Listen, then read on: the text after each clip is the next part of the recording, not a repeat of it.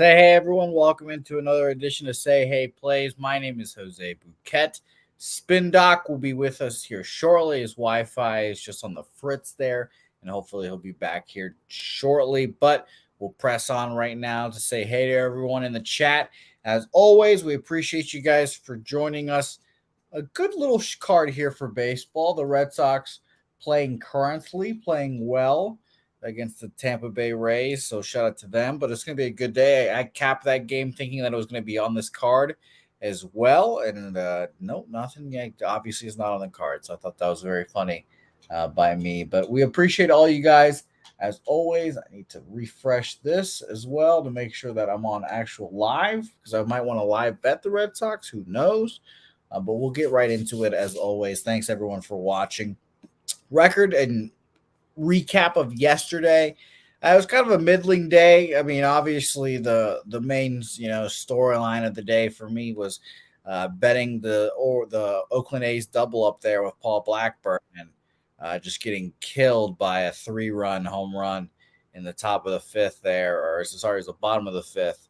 That was brutal, and I had a tough 20 minutes after that, just cursing the A's. But we got the first 5 plus a half at least to, salvage a kind of a shit day. But it was a good overall. Let's see if our guy Doc is here and working here. Doc, how's my man doing?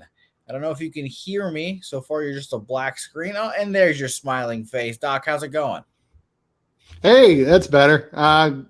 I think the internet's back now, so doing good. How's it going? How are we doing today? Good, not too bad at all. I capped the Red Sox game thinking that it was going to be on our card, and it absolutely was not.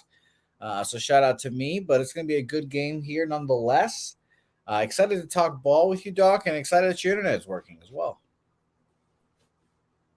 And I spoke too soon, seemingly. Yeah, I guess Doc cannot hear us. He's frozen. Oh, and now you're back. There we go. Oh, you're kind of choppy right now. Is it choppy? Yeah. Is that better? As of right now, yes. All right. If it goes choppy again, I'll just go out and come back in. All right, we can go. Beautiful. All right, let's take advantage of while you have you, Doc. We'll start with you. Tigers, Phillies here. Wentz, Aaron Nola. Tell us a little bit about these pitchers while your internet's working. Yeah. So Aaron Nola was one of the first ones that just popped on my K-prop card. Ultimately wasn't a play today. These Tigers, I mean, all the credit in the world going to Berdar, their new hitting coach. He has really brought about a level of discipline that they just did not have last season. It hasn't translated to everybody. Javi Baez still gets up there and hacks at everything. However, overall, they have done a much, much better job with all of their swing metrics. And this was even over the last 30 days. I mean, Nola is more of a chase pitcher, and MLB average for chase rating is 31.6%. Tigers are under that at 29%. They are also above average in contact. So doing a really, really nice job here for the Phillies. At this point, the Phillies probably are who they are from a hitting perspective. You can see them have incredibly good at bats, or you can see them do like what Bryce Harper did over the weekend with a really, really cold streak. And, you get some guys in their lineup like Schwarber, who can always be good for some, how should we say, overly aggressive at bats. It shows up in the numbers too. Last 30 days, Phillies close to dead last in chase rating. They're also close to dead last in chase contact. So when they do chase pitches, they don't make contact very often. MLB average is 62.1%. Phillies are only at 56.7. For this game itself, I don't really want to take a minus 290 on Philadelphia. To me, they haven't quite earned that yet. So the total would be the only thing I'd be looking for here. A slight lean on the over, but overall, probably nothing. Nothing there for Doc, and unfortunately nothing for me here either. I mean, obviously the Tigers are the Tigers and the Phillies are the Phillies. Phillies are just unreliable.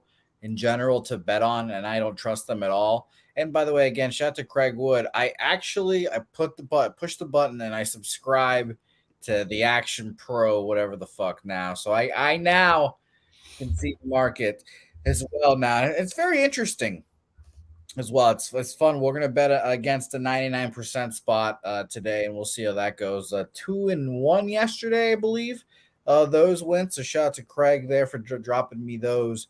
I've been looking at these today, and no sidewise has it stood up for the 99% spots, except for obviously the Pirates and the A's. But that's another thing. But as Craig mentioned in the chat, 86% of the bets, 84% of the tickets on the money, I should say, on the Philadelphia Phillies here, and it's a minus 290. So I rather just pass this game and obviously just move on. Craig, I don't know if people follow each other on that, but it's on under my name too. So if we follow each other, it'd be cool. I don't know if that's a thing, but let me know, Craig, how all that shit works. I think like you said, it's a good purchase, so I appreciate it. But we'll see how it goes here. Passing on this game, what's up, Nasty Nate, Markel, Rocco, Alfred, RVD 420 in here as well. Nate, I hope your birthday was good as well. I was talking to our mutual friend, and then they said it was great. So shout out to you there. Royals, Miami Marlins. Next game on the slate. Carlos Hernandez getting a start here versus Braxton Garrett. And once upon a time, the Royals were hitting lefties, Doc. And now suddenly they're not. 23rd last 2 weeks, 82 weighted runs created plus. Full season, 99 weighted runs created plus. And everyone's hitting lefties. But I'll be honest, Doc, I like the Royals here. And why do I like the Royals? 28% of the bets are on the Royals, 72 on the Marlins, but 70% of the money is on your Kansas City Royals. So someone, syndicate, whatever you want to call them, has made a big bet on the Royals, and that just sets off alarm bells. I'll be honest, Am I brave enough to take the Royals money line here? No, but I was looking at Royals team total over 3.5 here at even money. Doc, what do you think about this game? I can't take the Royals on the road like this. Just not. I've watched this team on the road more than a few times. One for K-Props, two, they're in the same division as the Twins, so I see them a lot. And paying minus 165 for Miami probably isn't an option right now. So if I was looking at this one, I would be looking at totals. I don't mind your team total here at all for the Royals. And actually, the one that I was looking at was for the full game total over 8 here, because Carlos is going to start there. I no clue how long he goes. This very, very easily could just be like a quasi opener situation. I don't necessarily mean that he's just going to pitch like one inning, but it is certainly possible that he goes a maximum of like 2. He actually hasn't thrown more than 2 innings all season, so it's very, very likely that he's just going to open the game, and then you turn the game over to parts of their bullpen, which have been very, very, very shaky. So, after they get through Braxton, because Braxton only has been going 5, 6 innings, there's the potential for Kansas City to get some runs here. My problem hasn't really been with the Royals offense outside of maybe striking out, but my problem here has been with like I said, with the K's, and potentially once they get through Braxton, get to the Marlins bullpen, they have an opportunity to score some runs here. So I do like the over 8. That you can get that on Bet Rivers right now at almost basically even money at minus 103. So we'll go with Marlins and Royals full game total over 8. I would lean towards the first 5. However, the way Braxton's been pitching, especially at home, there is the possibility that he just absolutely shuts them down, lights out, and they put their runs up off the pen. Yeah, no, I agree with you there. I'm on I'm going to be on the team total over 3.5. RVD 420 saying the Royals are horrible. Only bet them at home. The Royals are horrible everywhere. Their whole team, yeah. 8 and 23 at home. 9 and 18 on the road. just not good either way. But I'm betting team total over 3.5 here for the Royals. I'm going to be interested to see how this game shakes out. And yes, the Red Sox are now starting to look very shaky. Unfortunately, I was looking forward to thinking about a live bet on the Red Sox, but down 2-0 with the bases loaded, one out, and Josh Lowe at the plate. If you want to bet the Red Sox, now would be the time because a ground ball gets them out of the inning. It would be really cool. So let's move on to the Oakland A's versus the Pittsburgh Pirates. These fuckers broke my heart again. Oh my God, it was unbelievable, man. It was unbelievable. I made the bets. I felt like such an asshole making the bets. 2 bets on the A's yesterday. I was like, Paul Blackburn, king of the first 5 innings. Let's just start betting it every time. And they're up 5-1, and they just fucking fold up. A 3-run home run by Garrett Cooper gets us a 5-5 push on the money line. I get the +0.5, which is great, but I thought I was going to cash both and ride off into the sunset with the Oakland A's on the back of an elephant. But no. And unfortunately, I wanted to, like, low-key. I was like, considering backing them here again, but no, their offense is horrible against righties. 42 weighted runs created plus last 2 weeks, worst in baseball. Oh, Pittsburgh not far behind them, 27th. And God damn it, the Red Sox almost got that double play, but they only get the out at first, so 3-0. So that was very close. But 27th, 70 weighty runs created plus. That's not good either. So, Doc, I'm going to be honest. I'm going to take the first 5 under here. First 5 under, 4.5 here, -101. I get it. JP Spears, just hold on for me. Have another good one. Last 2, he had a good start against the Atlanta Braves, who crushed lefties. I was baffled by that. I remember I had the team total over 5. Am I going to get crushed here again by the A's? Maybe. But I just don't think the Pirates are a good enough offense to score all those runs. And Johan Oviedo has been good at times, and this A's offense is just truly terrible too. So give me the 4.5. Sears has kind of been an enigma. You see games where he just racks up strikeouts, but the guy does not really have that great of a mix of pitches, to be quite honest with you. He throws a sweeper about 30% of the time. That's probably his best overall pitch, but it's got decent break on it. Spins 2,500. That's right around what you want to see. His 4-seam fastball average is 92. And a spin of under 2,200. Those things normally don't strike guys out. Those things normally don't get guys out. But he had a nice little run earlier where he did. It's kind of fallen off the table in a few starts as of late. And then when you go to the other side, I looked hard because it's Oakland, so you kind of have to. I looked hard at wanting to take Ovideo's I looked hard at his over because last 15 days, Oakland, 312 plate appearances, 27.6% strikeout percentage, and under 8% walk percentage.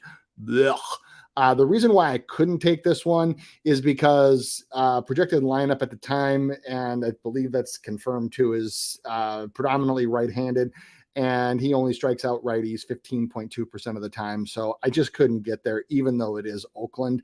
The 5.5, which now, for any of you that want to look at betting pitchers against Oakland, understand that they are going to have an Oakland tax on them, which means that the starting pitcher's average, they'll usually increase it by 1, or in some cases by 2, depending on if they are at home or on the road. So I don't mind the look at all. I can easily see this being just a low scoring, like kind of a bowling shoe ugly game to watch, to be quite honest with you. So nothing from me. Agreed. I passed on a sidewise. It's going to be an ugly game, but I'm hoping that both pitchers dominate here, I guess. Is shocking to say, with Johan Oviedo and fucking JP Spears. First 5 under, 4.5, -101 for me. Toy Coker, don't you worry, my man. I'm not a Patriots fan. New York Jets fan right here. Jets are back. Jets are making the playoffs this year. I can't wait for that. So it'll be a lot of fun. So fuck the New England Patriots. I'll agree with you there. Let's move on here into another game I've bet. Astros, Blue Jays here. This is, I guess, going to be a test of the action, because the Action Network saying this line opened up at -140 for the Toronto Blue Jays. and it has moved all the way to minus 110 each way. Uh, I mean, let's just talk about Alek Manoah. He's again been one of the best fades in baseball this year, I guess. He's been an extremely popular guy to fade in the chat as well, and it's been making people a lot of money. Last two starts, I don't know if his last start's technically bad, but 4 innings, 2 earned runs is not what you want from Alek Manoah. You want at least 6 from him, and the Blue Jays bullpen cannot withstand stuff like that. And 3 innings, 3 hits, 5 runs, 4 of them earned, and he's been walking dudes a lot. He's just not been the same guy. 67% of the bets and 74% of the tickets are of the money, I should say. I keep saying the tickets instead of the money. But 67% of the tickets and 74% of the money on the Astros. I was shocked to see that they were minus 140. I just was no way the Blue Jays were minus 140. So even with Belak, whatever his name is, on the bump, I'm going to take the Astros here. And this is semi-breaking my rule of not betting the Astros when they don't have Altuve in the lineup, and I just refreshed to double check to see. Not in the lineup, but I think they get it done today because Alek Manoah has been that bad. So Houston Astros money line. Best line available is plus 101 apparently at my guys at Bet Online, which you can sign up today using the link on the Pub Sports Radio website. So shout out to them. Go to the Pub Sports Radio website today. Doc, what do you have on this one? Yeah, this is actually a pretty easy Astros spot for me. I'm going to go with the first 5 though. So first 5 Astros money line plus 104. You can hit the Astros team total over. Alek Manoah, you talked about him, about how bad he has been. And it's something that, if you follow these guys through the offseason and in training camp, you probably could have seen this one coming a little bit because, man, and I can say this because the man's a professional athlete and is expected to stay in a certain kind of shape. The man looked like he spent the entire offseason in the buffet line. I swear to God. I mean, he showed up almost 40 pounds overweight. He has no stamina anymore. He's trying to push way too hard, especially on his fastball and on some of his more off-throw and breaking balls.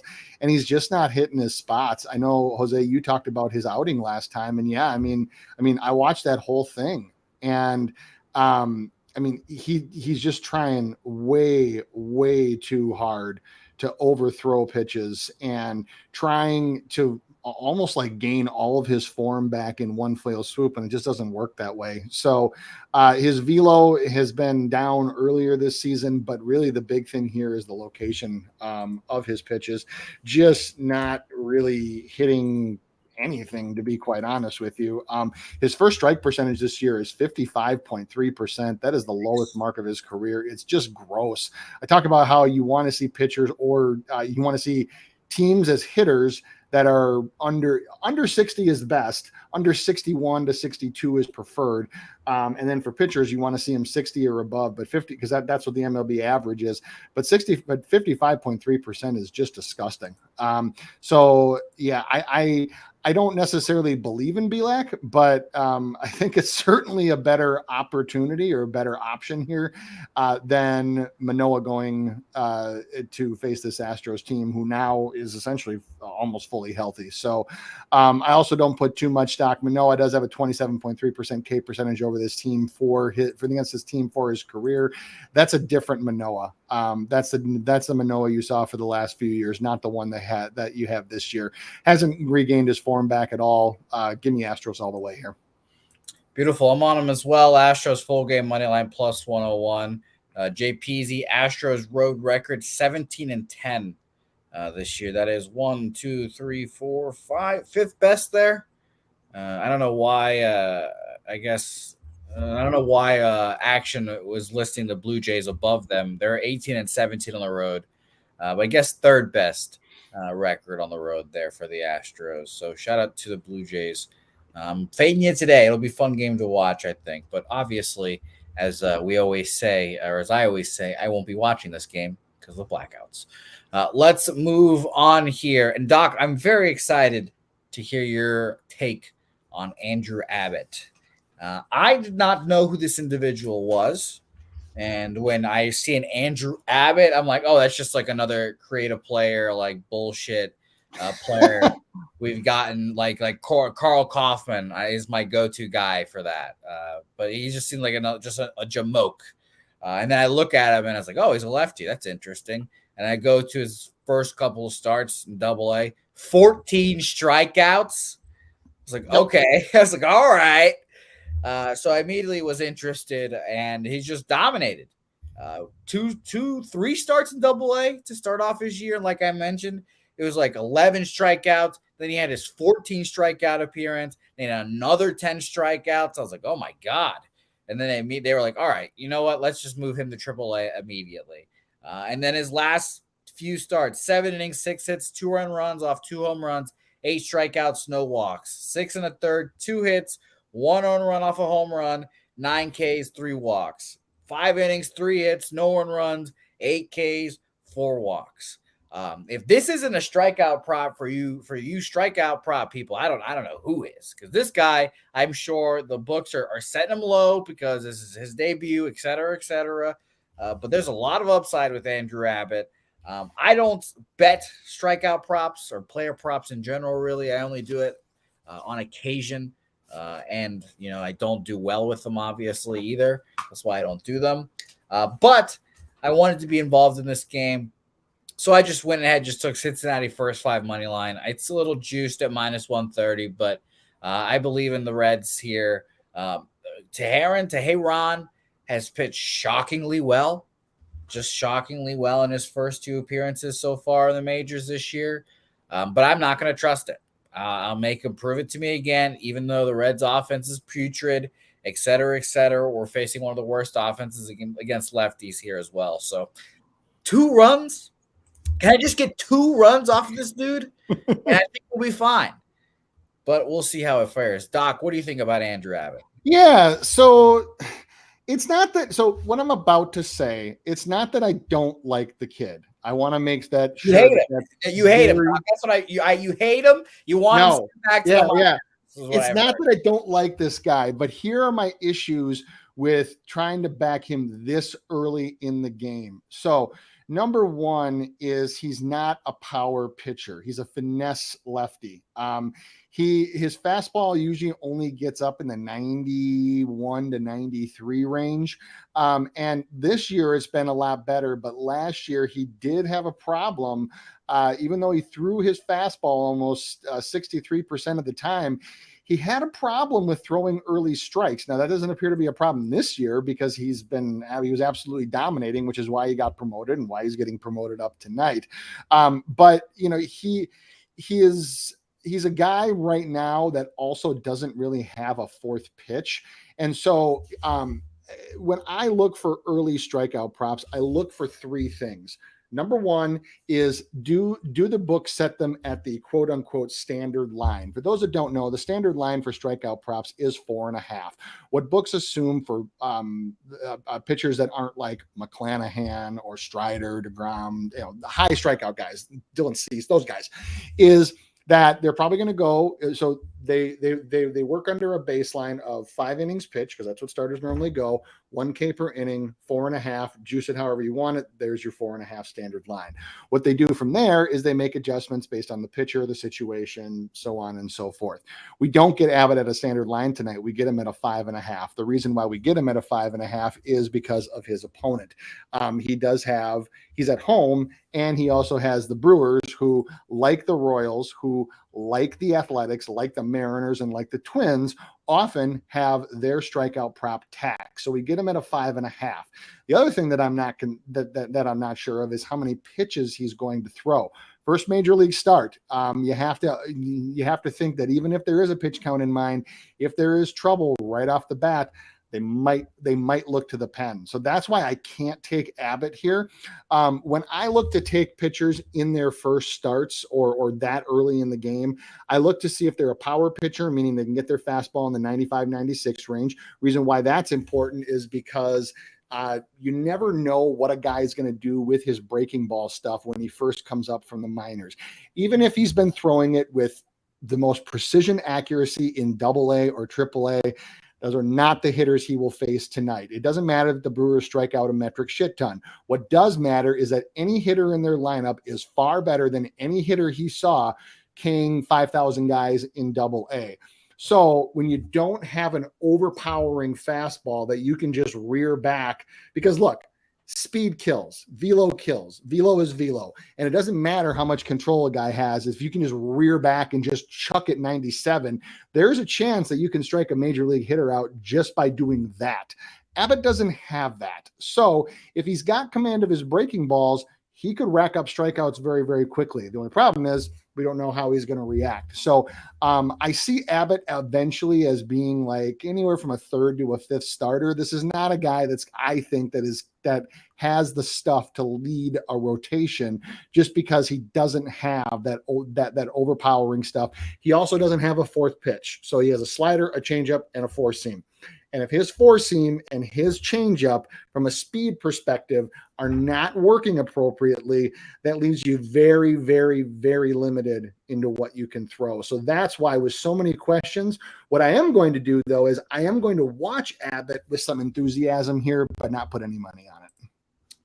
I'm gonna put some money on it. I'm gonna hope. Brad Summertell on Brewers first 5 full game. Rocco, a little ladder on Mr. Andrew Abbott's case here. It's going to be interesting. I'm going to be watching this game, and I'm hoping that he's Steven Strasburg 2.0, to be honest. So shout out to Steven Strasburg, by the way, who's absolutely done, but we knew that for a long time. So shout out to him. He should definitely have his number retired in Washington. So shout out to him. St. Louis Cardinals, Texas Rangers, our second to last ball game. And Doc, this is the 99% spot on the total. I mean, this is a fucking layup. Where do you think, Doc? Let's play some trivia.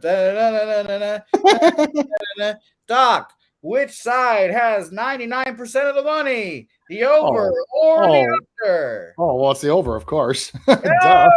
Doc gets it right. Woo! It's the over, of course. The over here, over 10, 99% of the money on the over here. And you know what? I face of that, I say I challenge you and the market here. Now it's only a measly 98% of the bets or percent of the money, but 65% of the bets, 98% of the cash. Everything in this game screams over. Martin Perez, a lefty against a Cardinals team that we know traditionally kills lefties.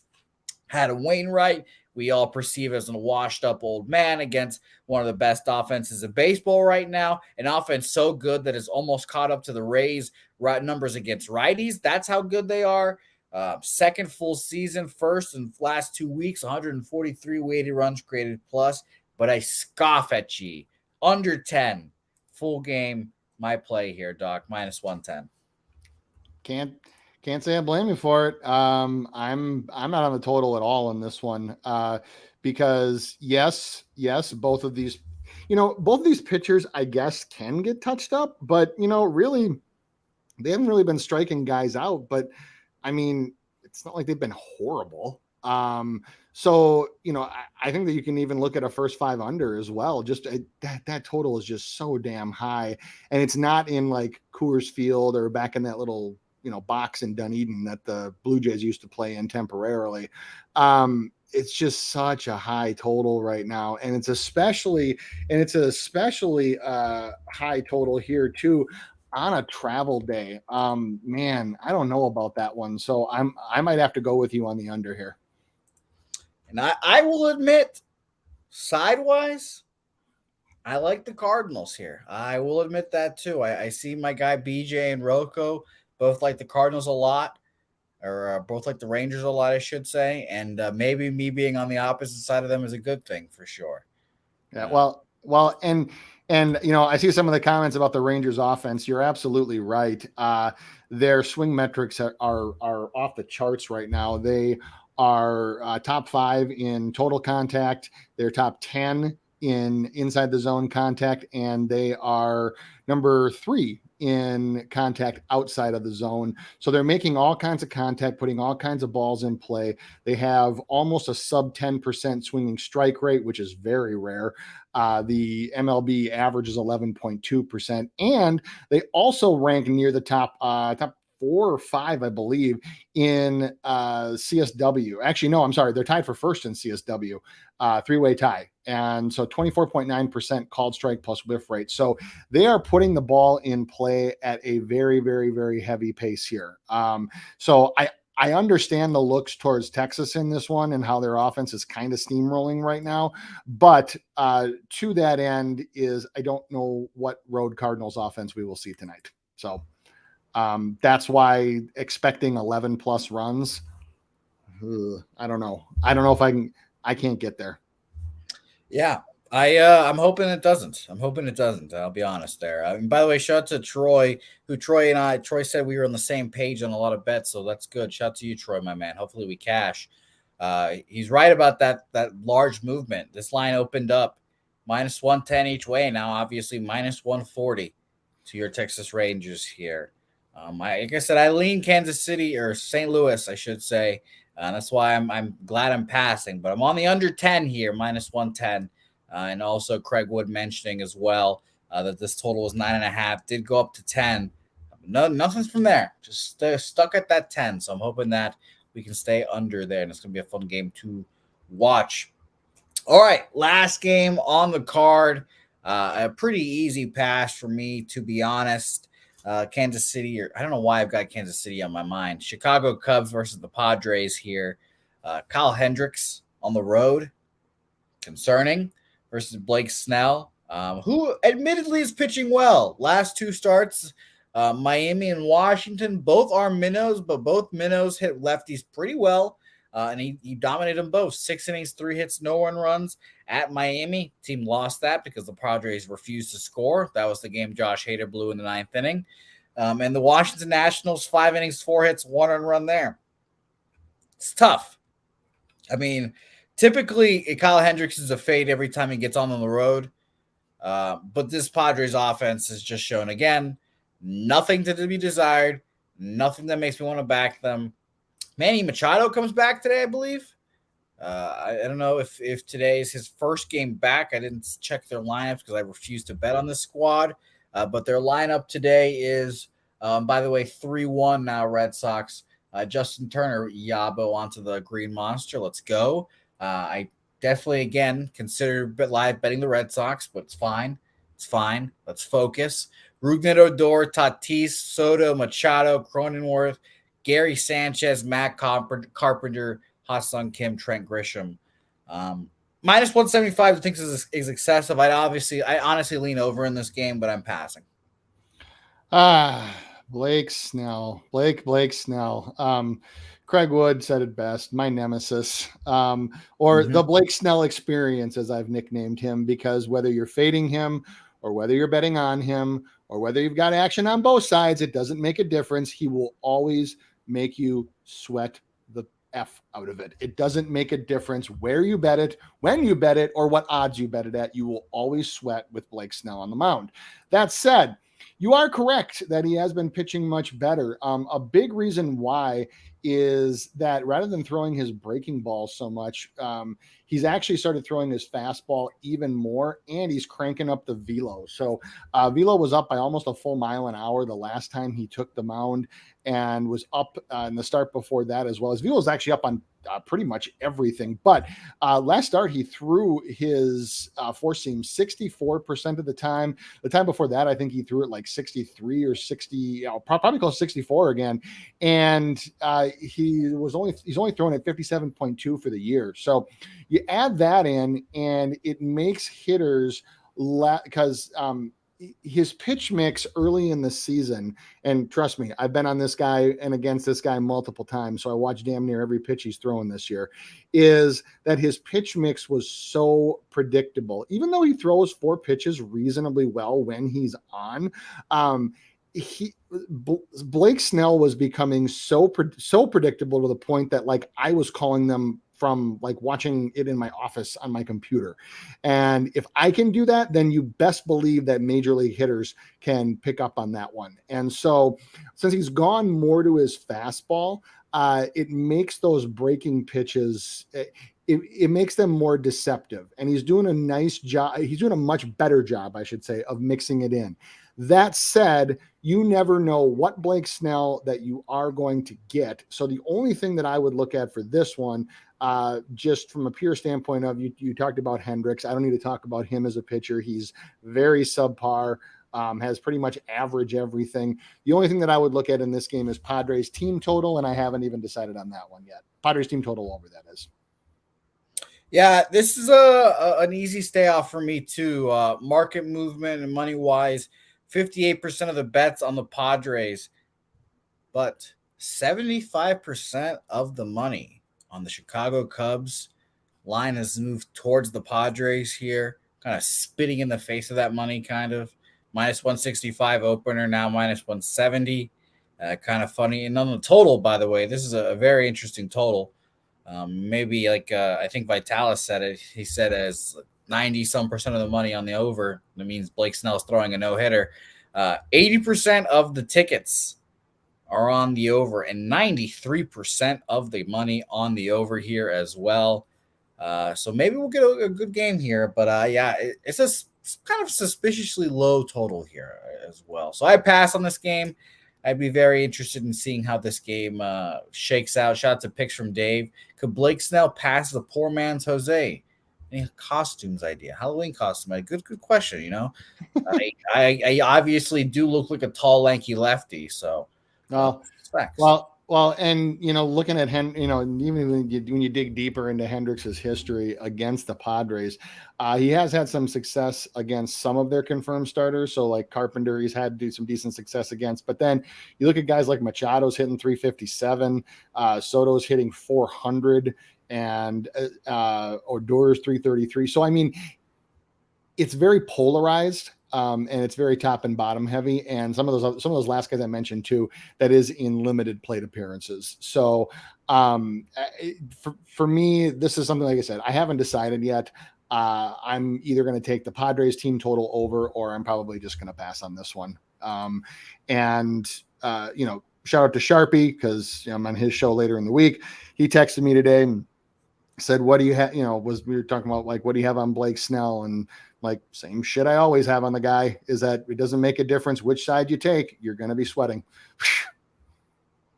Yeah, I can agree with that. That's why I'm glad I'm staying off of this game for sure. I'd lean under, and I lean towards the Padres here, but nothing for me. Let's recap our action here, Doc. And I've been watching this Red Sox game, and I've just been sitting here hovering and waiting to live bet the Red Sox. And I just have not done it yet. I don't think I'm going to, but they seem close, and it seems like this might be the end of McClanahan here. But obviously, the Rays bullpen is the Rays bullpen. So, recapping my action here: Houston money line, Oakland, Pittsburgh first 5 under 4.5 minus 101. That Houston money line at plus 101. Kansas City Royals team total over 3.5 even money. Reds first 5 team total. God, I'm fucking this up. Reds first 5 money line. There we go. Money line minus 130. Cardinals, Rangers under 10. And I will sit here and contemplate making the Red Sox money line official here. What are you on? So I have the Astros first 5 money line at plus 105. And I leaned on the Padres full game team total over.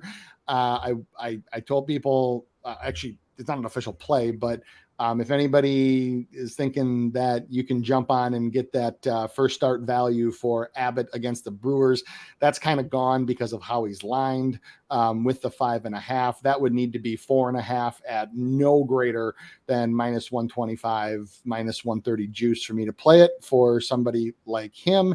And then I think it might have been it for me. Very, very light day for me today. Oh wow, Doc. It might be a day where you got to hit up the course. Oh wait, that happened. No, that was all weekend. Yeah, I was about to say I was that. there all weekend. Yes, let's that does it for all the play. Shout out to everyone that watched. Doc, how's the tournament? It is Friday. Tournament is Friday afternoon. So how's everything, how's that all going? it's going good. I'm going tomorrow to pick up some of the last prizes or door prizes for people that donated them. So it was a company that was generous enough to donate some very nice merchandise to us. So we appreciate that. But yeah, Mom's Memorial Golf Tournament is on Friday. For those that don't know, my mom did pass away in 2019, complications due to ALS, so Lou Gehrig's disease, for those that don't know what ALS is. And what we did shortly after was we created a foundation for two purposes. Number one was to keep her name alive. Number two was to take the money that any money we made and donate it to families who need caretakers who have loved ones that are stricken with ALS. Because what ALS ends up doing is the person stricken with it needs care literally 24/7, and most families can't afford to pay for a private nurse to come in and take care of that unless you have like some kind of long-term care insurance. Regular health insurance typically doesn't provide for those extra things like somebody actually coming to your house. So what we did last year was we raised $7,500, and we took that and divided it by two and donated it to two families, and they were able to pay for a long time each to have a private caretaker come in and take care of their loved one. So we're hoping to do it this year. So Friday afternoon at 1 p.m. Eastern time, we have a shotgun start. I will be playing in it as always. And yeah, we have a bunch of cool prizes. We have a dinner. We have a whole program. We got food trucks and fun fact is that I was told by the golf course that last year, of all the tournaments that they've had there, we had the second highest net alcohol receipts of any group that came in. So I said, well, thank you. But I said, that sounds like something to shoot for. I said, we're number 2, right? And he goes, yeah. I'm like, well, give me the number we got to beat. Let's go. Let's do it. So second highest alcohol receipts, but that helps us because we get a portion of the proceeds, and it obviously helps the course. So yeah, hey, yeah, I was about to say that sounds like a challenge right there to you guys. That's what I said. I said challenge accepted. Exactly. I said I don't think you can play a shotgun charity tournament without having a drink. I think that's like blasphemy. Exactly. So shout out to you there, Doc. I can't wait to hear all about it next week. Yeah, it should be fun. All that went. It's going to be a lot of fun. I appreciate all you guys, Darren Turner, BJ, Nut Flush, AOD, Justin McElvey, Nasty Nate. By the way, Nate, text me about how bar hopping with Pete was. I'm shocked that Pete actually met you. So shout out to you there. Eric Jones, Wake and Bake, Troy, Rick J, all you guys, picks from Dave in here, Christopher Common, Teeny, Dom Play, Young Speedy in here as well. Shout out to you, Young Speedy, new name in the chat. Appreciate you, my guy, Craig Wood, Tori Coker, Earl Sports Bets, RBD 420. All you guys make this shit worth doing. TNT, and by the way, a last second quick stacks pod. Me and him going head to head. He's on the Rangers over 9.5, and he's endorsing it at 10. I'm on the under 10 there, Justin. So good luck, my man. But actually, the worst of luck to you. Shout out to everyone. We'll see you guys next time.